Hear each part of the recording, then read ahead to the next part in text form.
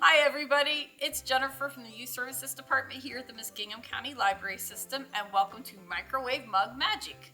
Today we are going to bake a chocolate cake that takes 90 seconds to cook in your microwave, and it only takes about 5 or 6 minutes altogether to make this.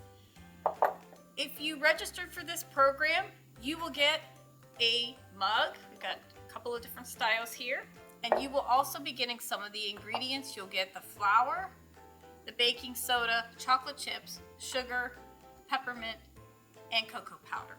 You will need to supply extra virgin olive oil, a little bit of salt, and some whole milk or evaporated milk from a can. We recommend using that for baking. It's a little bit creamier. Okay, so if you did not register, we're going to go through how to make it. And you can also find this recipe on our Pinterest. If you visit our Youth Services at a Glance board, you'll find the recipe for peppermint chocolate mug cake.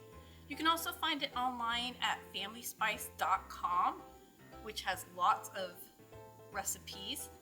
And the author of that particular website, her name is Laura Bashar. She's also written a cookbook called the Camp and Cabin Cookbook. While we don't have it here at this library, you can go online and go to Search Ohio through our library's catalog to find it from another library in Ohio and request it. You can pick these up beginning November 8th, and it is for registration while supplies last. Okay, so we'll go ahead and get started. First, you're going to need a 1/4 cup of flour, which we've got here. And I like these really cool measuring cups we got. You can see them from the top too. Just put that right into your mug.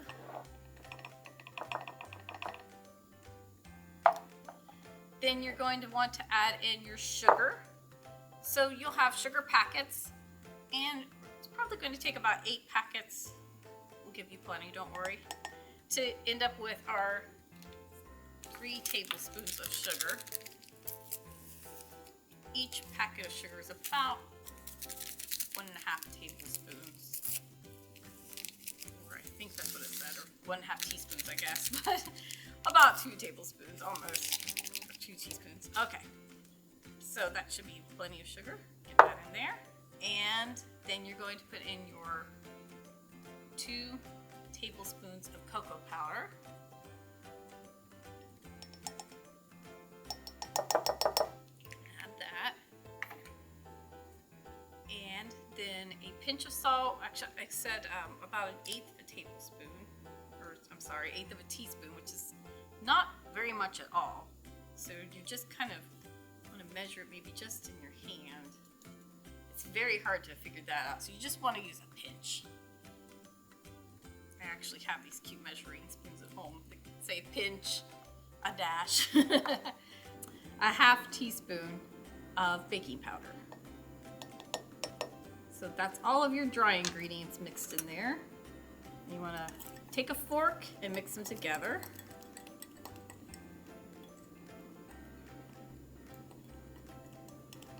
Just make sure that they're well blended together. The word for that, if you're fancy and you really know what you're doing, is called incorporating. Just so you know all your ingredients are well blended and you don't see a big lump of one or the other. All right, then after you've got all your dry ingredients blended up well, take your 1/4 cup of milk. And like I said, you can use whole milk. You can use skim milk or 2% if that's what you prefer, but we recommend whole milk or canned milk, evaporated milk, not the sweetened kind, just regular condensed milk that you can buy at any grocery store. Because when you're baking, it's actually a little bit creamier. And then add your oil in. And you'll need, for this recipe, you do need 2 tablespoons of extra virgin olive oil. And that's recommended to use extra virgin olive oil rather than another kind because it doesn't have very much of a taste to it at all. And then you want to stir it all together. Just make sure you're getting out any lumps. Make sure that you get to the bottom.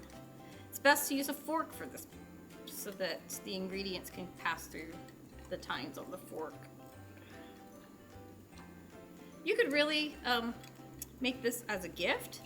If you go online to FamilySpice.com, you will find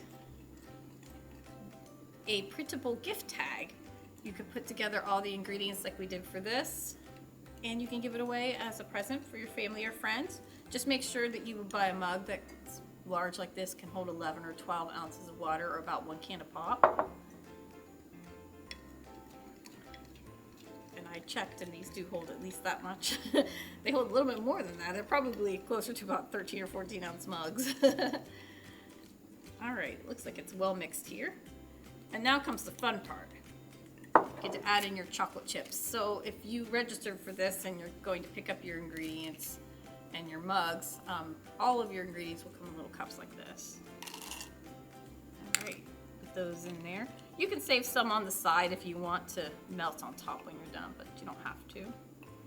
And then you get to crush your peppermints. The peppermint is optional, so if you don't like it, you don't have to add it in.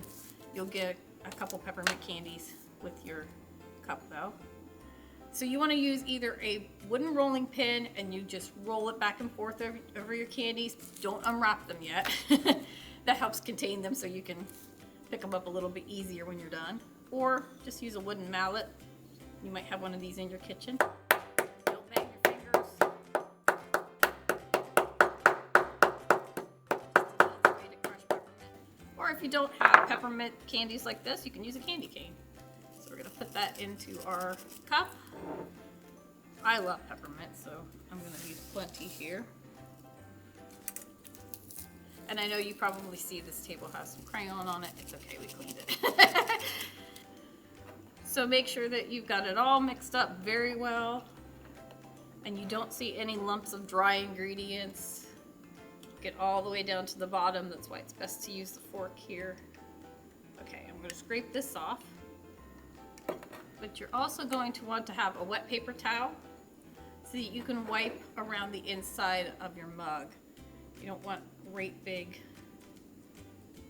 lumps of it on the rim or anywhere like I'm doing right now. A little bit easier said than done. It will really get dried on there and caked on there and be very messy when you are trying to cook this. I think I got the worst of it. All right, so we are ready to pop this into the microwave. And depending on the wattage of your microwave, it should only take 90 seconds. If you have a really big new microwave, it might take a little less time than 90 seconds. If you have a smaller microwave, it might take more time than 90 seconds. This one has 1,250 watts, so it's pretty powerful. All right, we're going to put it on for 90 seconds.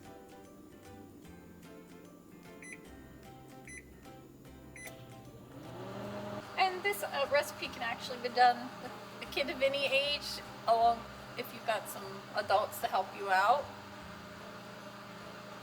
Great for tweens and teens to do on their own though. We are almost ready.